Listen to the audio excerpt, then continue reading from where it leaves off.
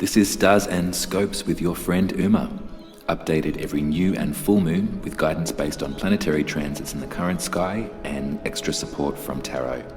For accuracy, take a look at your rising sign first if you know it, and do feel free to listen to your sun, moon and rising if you'd like the full picture. I've had a bit of a snafu with the audio this week, so congratulations, you can treat yourself to this DJ set as well as your horoscope.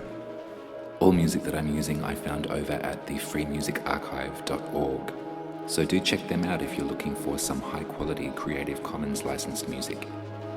Tips are always welcome at buymeacoffee.com/Uma Ruby, but other than that, let's get into it. Hello Aries and Aries rising, welcome to your horoscope for the full moon in Capricorn, happening on July the 14th at 4:37 a.m. if you're in the southern hemisphere with me. So if you're wanting to ritualize, and I highly recommend that you do it this one, you can do it on the evening of the 13th or the evening of the 14th, or you can stay up until 4 a.m. and do it at 100%. This is going to be huge.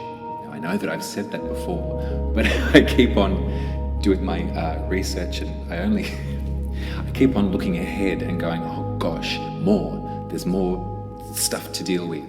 So this full moon in Capricorn is not only a supermoon, so in the moon's ellipse around the Earth, there's points where it's furthest away from the Earth and there's points where it's closest to, and this is a full moon happening at that closest to point. So it's going to be very big. It's going to be really a physical presence to revel in at this full moon. It was the same at Sagittarius, but I think at the Capricorn one it's closer in degree, so it's going to be quite remarkable. If that wasn't enough, the full moon is also in conjunction, which means together in the same sign, as a sisterhood in a lot of ways, with Pluto. So Pluto is at 27 degrees of Capricorn, the moon's happening at 21 degrees, so it's only a couple of degrees difference. And when we think of a conjunction, we think about working together of an influence, a conjoined influence of energy. Pluto, the planet, was discovered in 1930, and in that tradition, the astronomers named it after the Greeks, after the Roman name. Romans pilfered it off the Greeks, but you know what I mean, after the pantheon of mythology, after the gods. Pluto, or Hades as the Greeks called it, was the benevolent lord of the underworld. So when it comes to life and death and rebirth, Pluto has a lot to offer us, or a lot to influence us in that way. Pluto has been in Capricorn since 2008 and has made a slow traverse over that sign. Pluto takes, I think, 120 something years to get around the zodiac, so it's a very slow moving energy, and when in the right aspect with either planets in your natal chart or transiting planets out in the stratosphere, we can almost undeniably feel its influence. There's a lot of changes and a lot of evolution and a lot of destruction, but then growth that comes from Pluto's influence. If you have any Capricorn placements in your chart, I'd be really interested to talk to you about them and to get your experience. But on a very personal, micro level, as opposed to the macro, my sun sign is in Capricorn at 24 degrees. And as Pluto made its journey through Capricorn, it hit 24 degrees of Cap at February 2020. And this was the birthing point, the starting point of my complete ego dissolution. My identity unraveled and I lost myself for a long time there.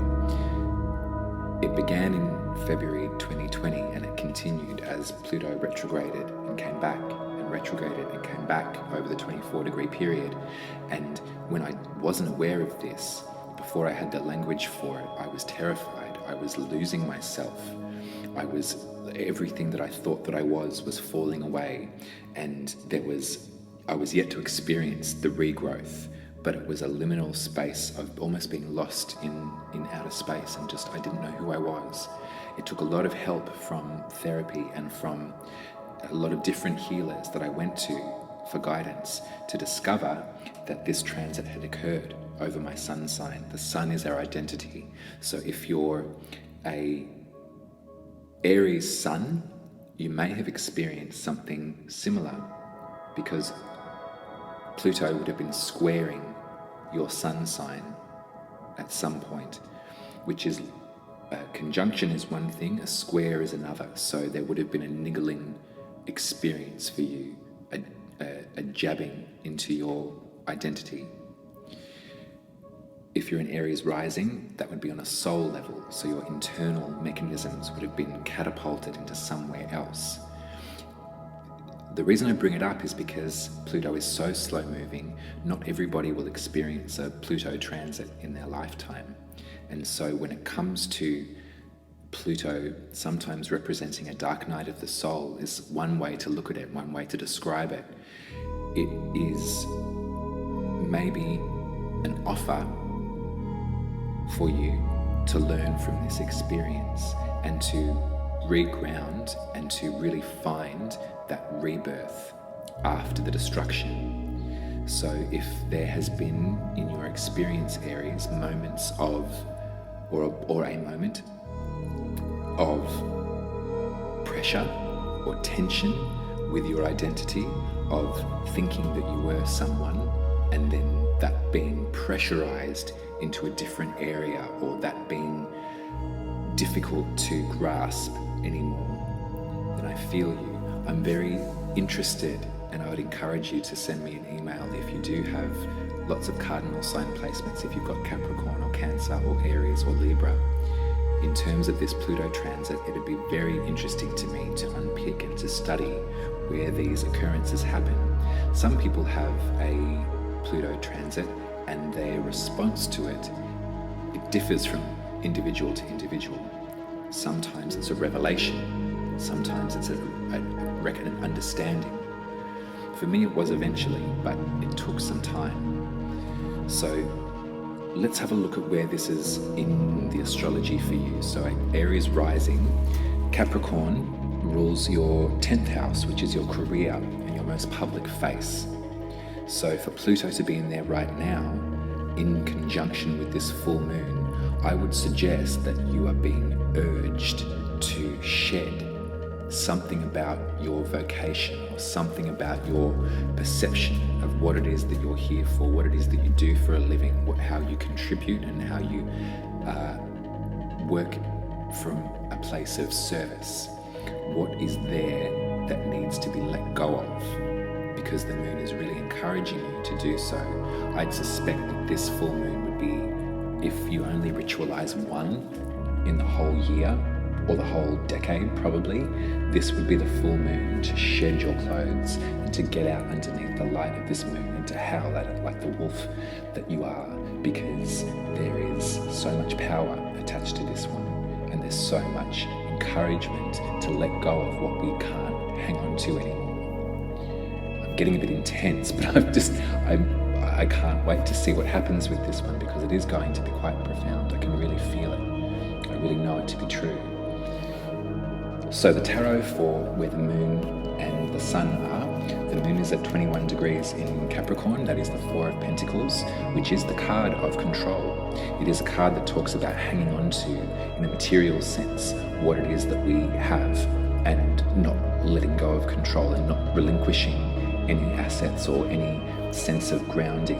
It's a Capricorn card, so that is a really Capricorn trait, to sort of dig the heels in and stop when pressurized.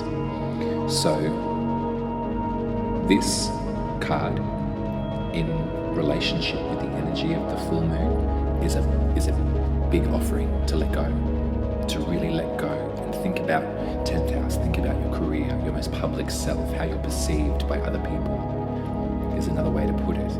What can you just get rid of at this full moon? The sun's at 21 degrees in Cancer right now at this moon, so that's the Four of Cups. This is a card of meditation. So in that relinquishment of control, you're not encouraged to take on more emotional burdens or take on more emotional debt or anything like that. You don't need to open yourself up so bare bones if you don't want to. It's an encouragement to drop into a meditative center and to really hold some sort of prayer for your soul purpose, your access to your center, I think is really going to help you through the turbulence of this full moon in all its beautiful power. Yeah, I know I say quite a lot of these things. It's big. It's a big one. This one is a big one. I tell you what, this is the moon of the, I think I'll have to look it up, but I think decade, like it's massive. There's also a square happening, so if you remember, you've got the moon and the sun opposing one another, getting that beautiful light on the moon from the sun. It's forming that right angle pressure point, a T-square, this time not with a planet, but with an asteroid called Chiron. Chiron is in Aries, your first house right now. The mythology of Chiron, well, Chiron was discovered in 1977 by astronomers, and they, again, gave it a name from the Greeks. In astrology, people that study the movements of the planets in relationship to our own purpose and our own intentional understanding of the world.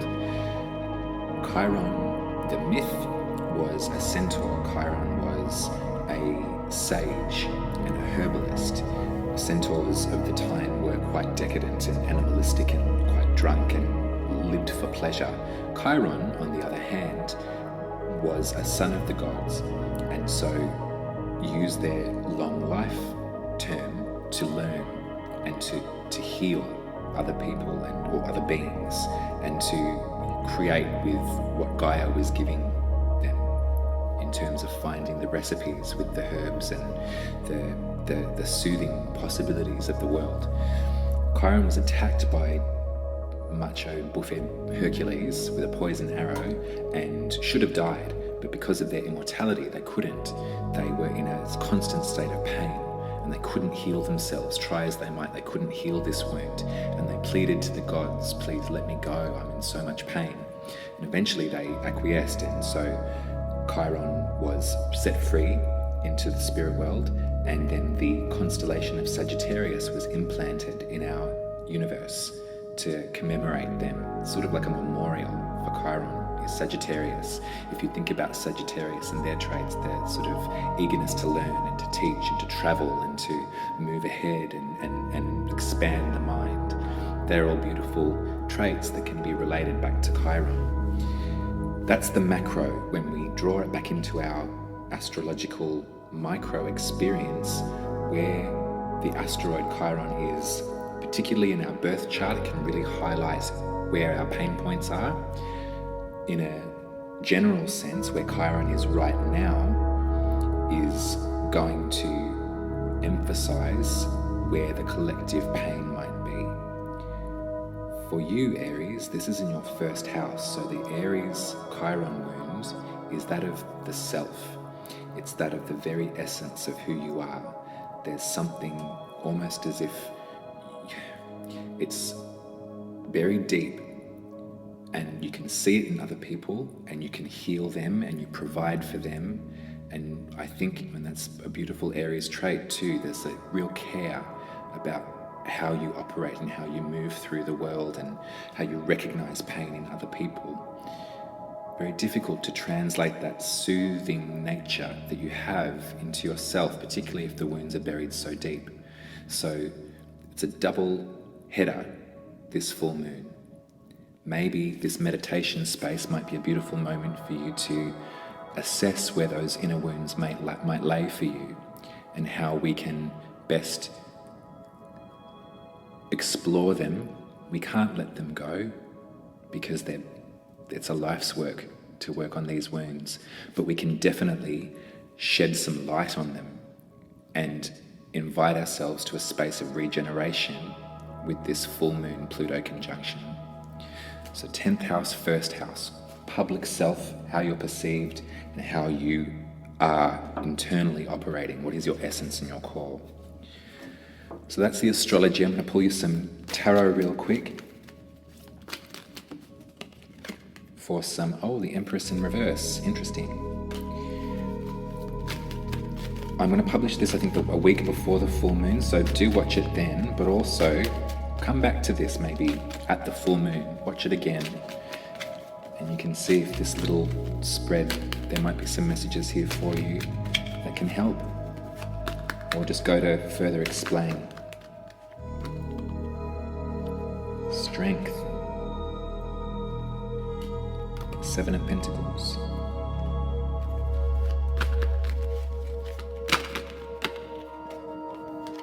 Queen of Swords. Great.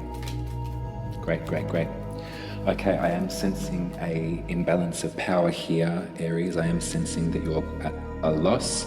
There might be almost as if you're being coddled in some way. There's maybe some energies around you, or there's a sense of you feeling not overprotected, but sort of maybe in some ways infantilized, something like that. You don't have a handle on your purpose right now. And maybe you did, but it's sort of slipping. There's something that needs to be re-established so we can get this Empress back upright. She's upside down at the moment. So your guide, as the Empress, if we're using the Empress as our guide, she's in a space of concern right now. Maybe she's sort of double, triple checking, or maybe this is you and you're sort of feeling out of contact or out of touch with your mother, with your inner mother, your ability to take care of yourself, your regenerative space.